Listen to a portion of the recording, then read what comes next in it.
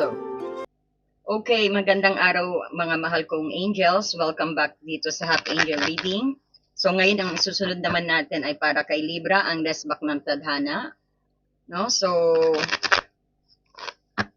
pa-support naman po ng Happy Angel Reading by subscribing. Kung bago ka po sa ating channel, i-tap nyo na rin po ang notifications bell.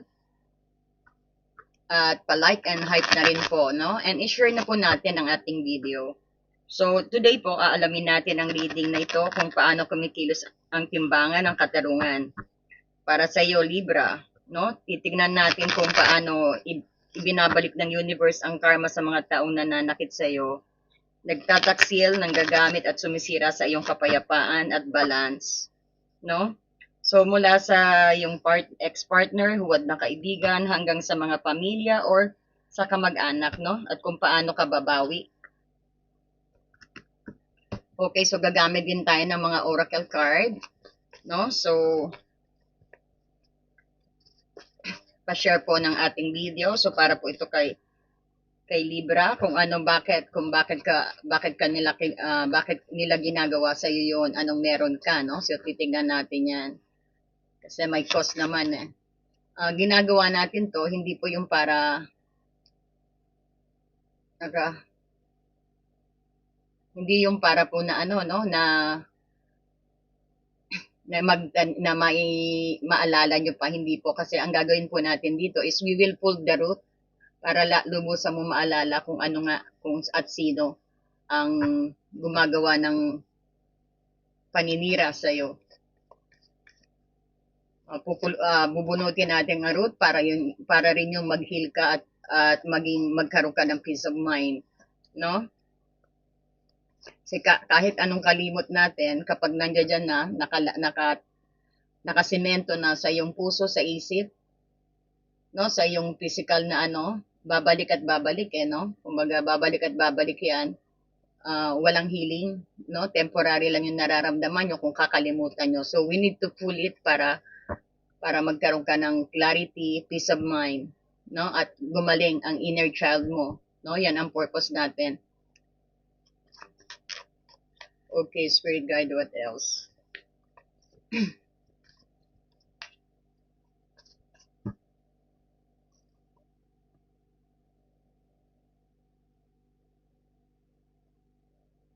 Eight of Swords, Libra, Ace of Swords, ano, panay ano dito panay hinanakit. Sige, dagdagan pa natin ng isa.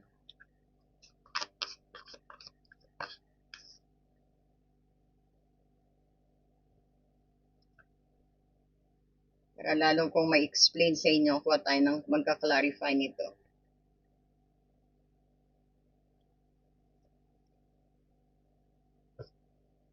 So, kukuha rin tayo ng inyong daily guidance. Guidance para sa inyo to, no?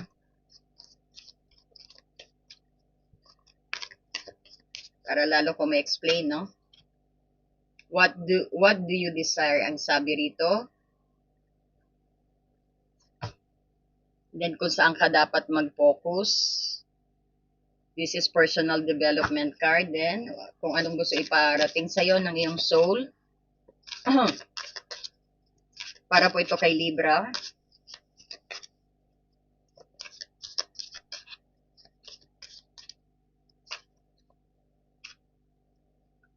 From whom can I release my judgment right now? Diba?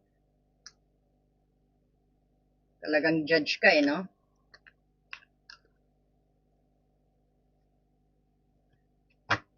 Ano pa ba? Kuha tayo ng animal spirit. Kasi maganda ang message nito. I-connect sa inyong sitwasyon. Animal spirit for Libra. Any message? Message po.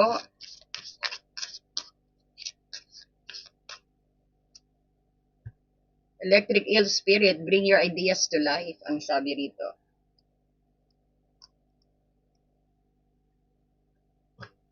Sensya na maliit ang ating table.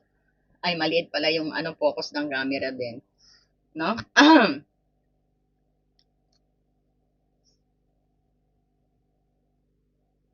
Wait lang po. So,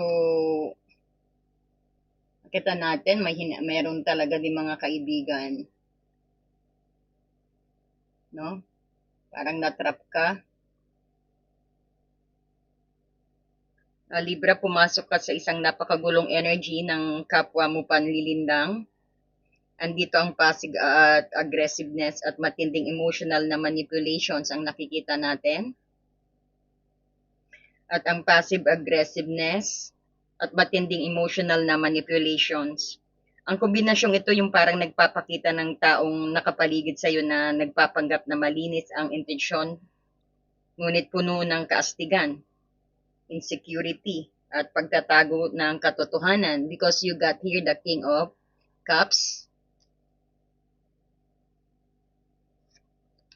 Let's move it there. King of Cups in reverse, plus the Page of Swords in reverse, at High Priestess in reverse.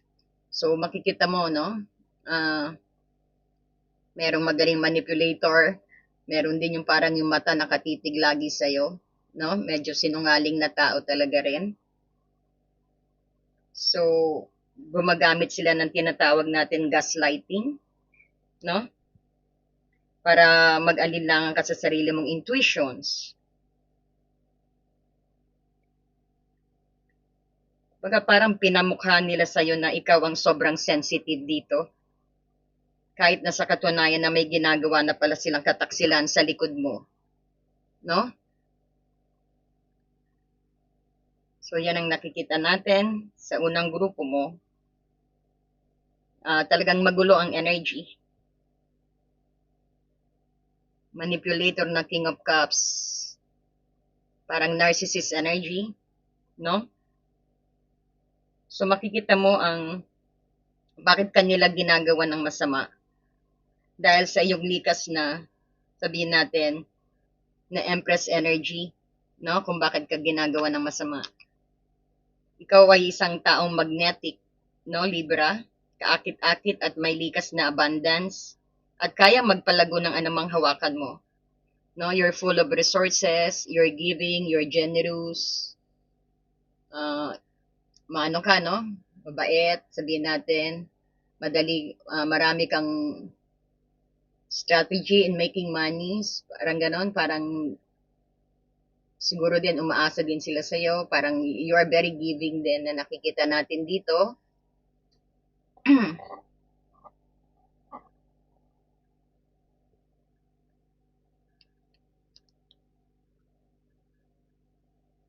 So parang sabihin natin, ikaw yung kaya mo magpalago. If you have a business, running a business, you can grow it easily. Yung mga katangian mo, physical at ang inyong quality, physical at sa iyong, syempre, sa mga diskarte mo. Kaya rin sila naiingit sa iyo.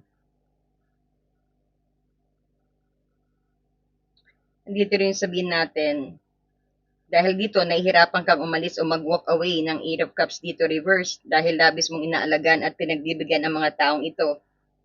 Ang iyong pagiging mapagbigay at matiisin ang ginamit nilang opportunity para abusuhin ang iyong kabaitan din. So, inakala nila na kahit gaano kanila saktan, hindi ka kailanman aalis sa tabi nila. No? So, sino ang mga nanakit sa'yo? Andito ang Eight of Swords at ang Two of Pentacles dito, no? Eight of Swords at Two of Pentacles. Dito sa Eight of Swords at Two of Pentacles, kumbaga binunyag ang matinding, sabihin natin, pag-ipit.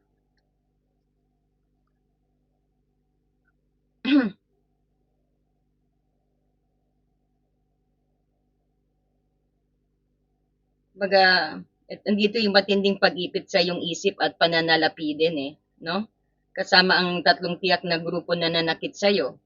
Ang ex-partner, ang manipulative gaslighter, King of Cups in reverse.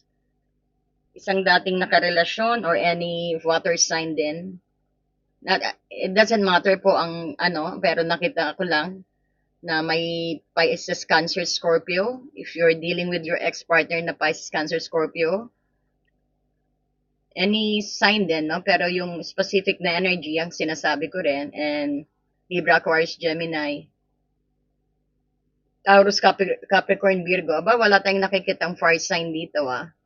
Walang action, ha, Libra. So, mabait sa iyo ang mga fire sign, no, Libra? Wala tayong nakitang Libra here, eh. Ay, wala tayong nakitang fire sign. So, I think you're okay, yeah? Kasi ano mo yan, eh. Comfortabling, ano mo rin naman sign ng ano, ang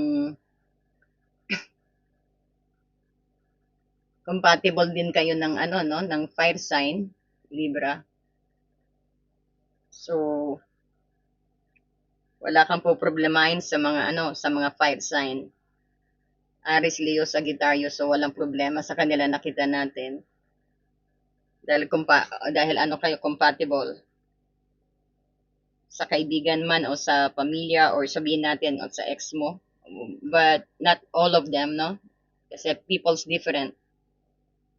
Pero magbibigay ako ng halimbawa dito sa ex mo. Yung may pagka-emotional immature, no?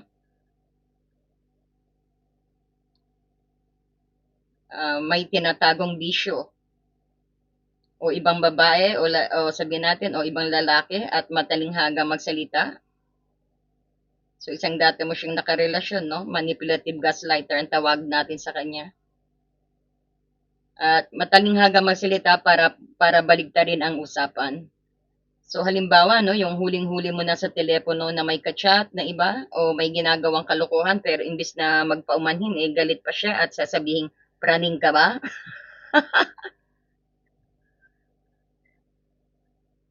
Praning ka lang, sasabihin pa sa'yo pag sinita mo o wala kang tiwala sa kanya hanggang sa ikaw pang magmamakaawa, no? So makikita mo rin dito ang toxic friend associate, the cheap chismosa, sabihin natin, may page of swords in reverse dito, isang kaibigan na walang sariling buhay o insecure sa iyong Empress energy, no? At mahilig mag-iwan ng maliliit na parinig at chismis sa paligid mo. Kilala nyo na ba kung sino yung kaibigan nyo? At kung sino yung ex ninyo? So halimbawa, no, kapag may magandang nangyayari sa buhay mo o may bago kang gamit, magpo-post ito ng passive-aggressive quotes sa social media. O sasabihin sa ibang tao na mayabang ka na o nakuha mo lang yung madali mong sa madaling paraan, parang gano'n, no?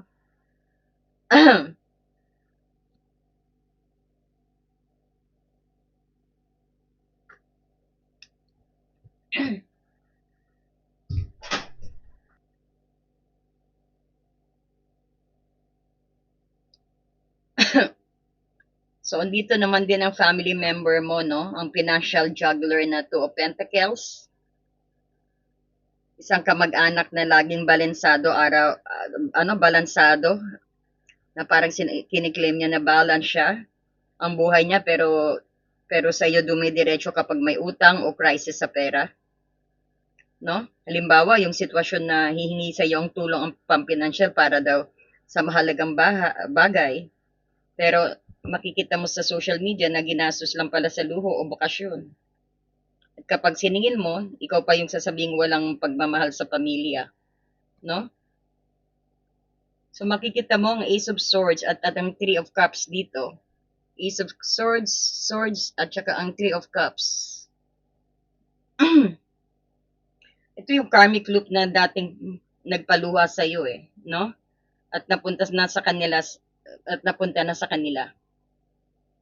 Sila naman ngayon ang nakakaranas ng matinding ng matinding heartbreak, bighati at pangamba. So pumasok sila sa Four of Pentacles na ito. Isang energy ng sobrang takot na mawalan ng pera, kaibigan at control sa buhay. Kumbaga naging desperately possessive sila sa mga natitira nilang ari-arian o relasyon dahil naramdaman nilang gumugunaw na ang kanilang itinayong kaharian ng kasinungalingan. Ayan, so yan ang nangyari sa kanila. Mas doble. no? Doble ang binabalik yan.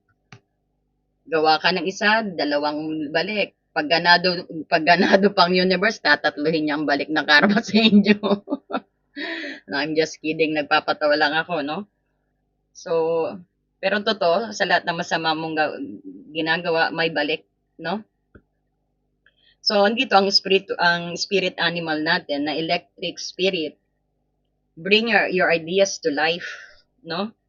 Bring your ideas to light, ang electric eel spirit. Ito yung nagdadala ng napakalakas na kuryente at kaliwanagan. So pinapaalala nito sa iyo na huwag mong itago ang iyong boses at liwanag.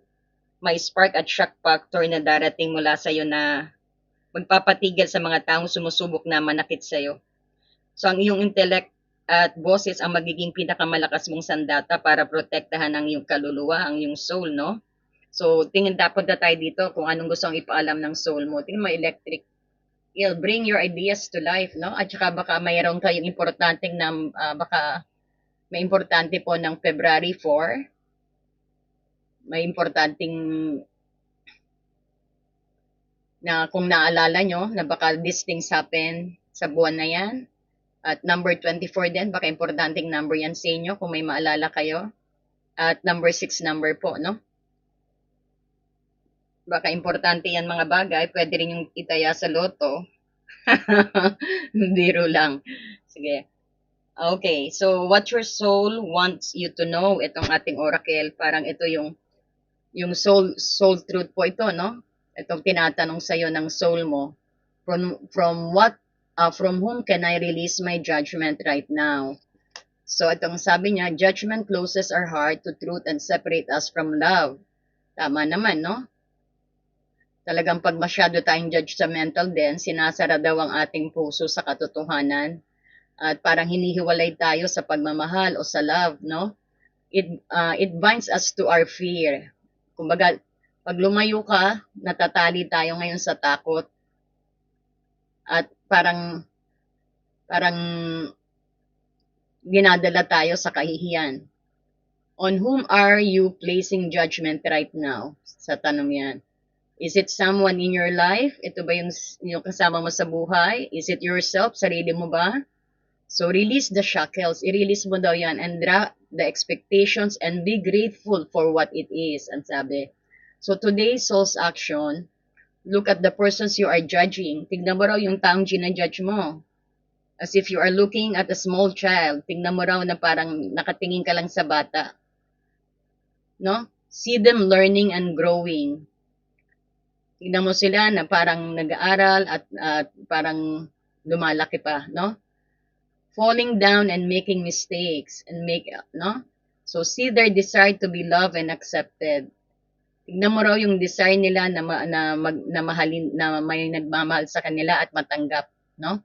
And add even more grace to open your heart to this truth. Ayan. So buksan mo raw ang iyong puso at i-add mo yung mga bata na yan na kung parang titignan mo kahit matanda pa siya, no? Kumbaga, tignan mo raw sila, yung mga nagja-judge din sa'yo, tignan mo sila na parang bata na kailangan pa nilang lumago, kailangan pa nilang matuto. No? At add even more grace para buksan mo ang iyong puso para makita mong katotohanan. When I lift the judgment from myself and others, I uncover my own truth. I am love, I am whole, I am limitless, and so are they. So, pwede nyo pong sabihin ito, meditate nyo po while I'm reading it for you. When I lift the judgment from myself and others, I uncover my own truth. I am love, I am whole, I am limitless, and so are they. So, ulitin ko para lalo nyo, no, na wala ng translations. Judgment closes our heart to truth and separate us from love. It binds us to our fear and hold us in shame. On whom are you placing judgment right now? Is it someone in your life? Is it yourself? Release the shackles, drop the expectations, and be grateful for what it is. Ayan. So today's soul's actions, look at the persons you are judging as if you are looking at a small child. See them learning and growing, falling down and making mistakes. See their desire to be loved and accepted. Add even more grace to open your heart to this truth. And the affirmations is, when I lift the judgment from myself and others, I uncover my own truth. I am love, I am whole, I am limitless, and so are they. Wow. no? So, yan. From whom can I release my judgment right now? Okay? Sana I make it clear sa inyo po, no? At may dadagdag pa rin tayo dito, no? Kumbaga, pinapaalala ng inyong kaluluwa na ang paghawak ng galit at pag-judge sa inyong ex or friends at abusadong pamilya rin ay para ring pag-inom ng ano yan eh. Parang sabi natin pag-inom ng lason habang umaasa ang ibang tao ang mamamatay, parang ganon. So oras na para bitawan ng paghuhusga sa kanila rin. Hindi dahil tama ang ginawa nila, kundi dahil hindi na nila nararapat makuha kahit isang segundo ng iyong mahalagang energy. Do not waste your energy on this kind of people. No? So, ipaibaya mo na sila ng 100% sa tindahan na leave it to the universe, parang ganon, no? Tignan mo na lang sila na parang bata na mga kulang pa ng pag-aaral, no? Na hindi pa nag-grow ang kanilang utak, nasarado pa ang kanilang isip. Ganon mo na lang daw tignan. Pagtingin mo, no? Nakukuha niyo po ba? So, i-write nyo nga po sa yung comment kung nakukuha nyo yung explanation. This is important eh. Yung soul truth nating card. Yung what your soul wants you to know. No? Ito yung importante na parang pinakagusto kong ma-meditate yung message. So, ang daily guidance natin is ito, what do you desire? You now have the opportunity to write the script according to your heart true desire. Once you are clearly decide upon your true desires and know that you're ready and deserving of them, they'll rush into your life as if by magic. No? So Libra, stop settling for breadcrumbs. Ibig sabihin, ano ba talagang tunay mong gustong mangyari sa buhay mo? Klaruhin mo ang universe, ang iyong mga pangarap sa pag-ibig ba, negosyo, at peace of mind. Kapag naging malinaw ka sa isang kagustuhan din, syempre, mabilis itong idadala sa iyo ng tadhana dahil wala na ang mga taong humaharang sa iyong mga blessing, no? So kung makikita mo rito, make sure na very detailed ang hiling mo sa universe, no? Ang baba pag-order ka ng pizza, mayroon bang pepperoni, lalagyan ba ng hot sauce or dadagdagan ng extra cheese, yung parang ganun ba, make sure kung ano talaga yung gusto mo, parang customize mo, yan ang i-pray mo, para biglado dadating sa'yo yan in an angel wing, no? Ang gusto nyong i-manifest, ang gusto nyong mangyari sa buhay nyo, Libra. So to warp this up, no? Para sa Libra, akala kasi ng ex mo, sabihin natin na mga chismosa mong kaibigan din at mga mahilig mang utang mong kamag-anak, ay ikaw ang forever nilang free pass o pound shop dito. Ikaw yung pound shop ng buhay nila. So, inaakala nila na dahil empress ka, forever ka magiging pumatol sa kanilang drama rito. No? Ayan, parang surprise, biglang gumana ang kuryente ng electric eel at naputol ang linya. Ngayon sila yung natarantang nagtatago ng pera at natitirang kaibigan nila habang ikaw ay kumakain ng masarap at nag-enjoy sa milk tea or ibang paborito mong pagkain kasama ang mga totoong tao sa buhay mo. So karma serves best when you're busy thriving here, no? So tama po ba? Ayan, pengen naman po ng like and hype dyan and hit the notification bell sa ating mga new subscriber. I do voice message reading and pre-recorded reading at one-on-one reading. So, may promo po kami ng monthly reading. If you wanted to avail that, no, just message me sa Happy Angel Readings sa ating messenger. Thank you so much and God bless you, Libra.